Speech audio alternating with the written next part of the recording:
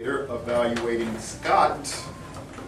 Many of you don't know this, but Jenny's maiden name is kind of the same as mine, but hers is spelled wrong. Mine is spelled wrong.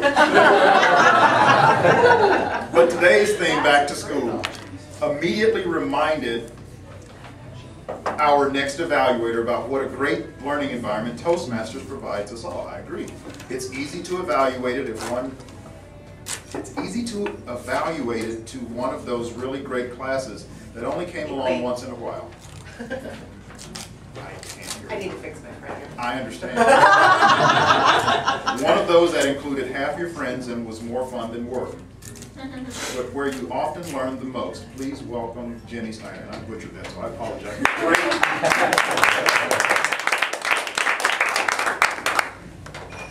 Hello, everyone. Hello. We are extremely lucky within this club to be surrounded by so many people with so much talent, and I find that I'm always looking forward to hearing from each and every one of you. There are some of you, though, that I find I get really excited when I know that you're going to speak. And Trace, I think you joined those ranks today with yours to speech. Scott, you were already amongst those ranks. I find that I always look forward to what you are going to say, whether it's through table topics or through an educational focus, because you come across as such a consummate educator and your style is just so fantastic. I almost feel like I should be standing at the back of the room holding a sign and screaming like I was at a Beatles concert because I feel like a little bit of a fangirl. I hate to get up here though and simply go into, oh, you're so talented, kind of a gush. But so I'll point out to you specifically what I like about your style and your presentation today. As I said, you really are a consummate educator, and everything about your delivery speaks to your ability to, pardon me, with my ding.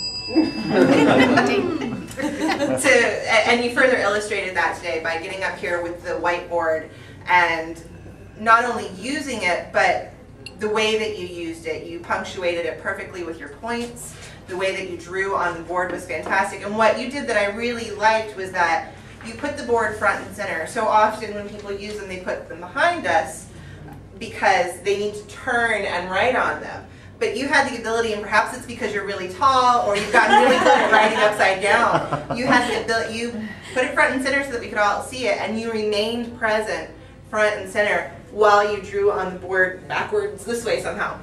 So that was really fantastic. And what you did as you were drawing too is you used your voice to really punctuate your points. You have an amazing measure and cadence to what you're saying. You have great use of pauses, and you incorporated those really well into what you were doing with that board. So it was a job really well done. As I said, you just do a fantastic job with that measure and cadence, and it reminds me really of somebody who was on a much higher level within Toastmasters, or perhaps somebody who's giving a TED speech. I can't further explain to you exactly how that voice comes across, but if you think of a really great TED speech, you have that ability, and it's really impressive. But so while you have the ability to do that with your voice, again, use that measure, you might overuse it just a little bit. You made some fantastic points today, but everything came across as very poignant. Everything that you said because of that measure. So if you found a way to recognize your use of that measure and use that for specific points as opposed to throughout your whole speech, I think that it would come across that much more successfully. So thank you for using your time today to educate us. We really appreciate it, and thanks again.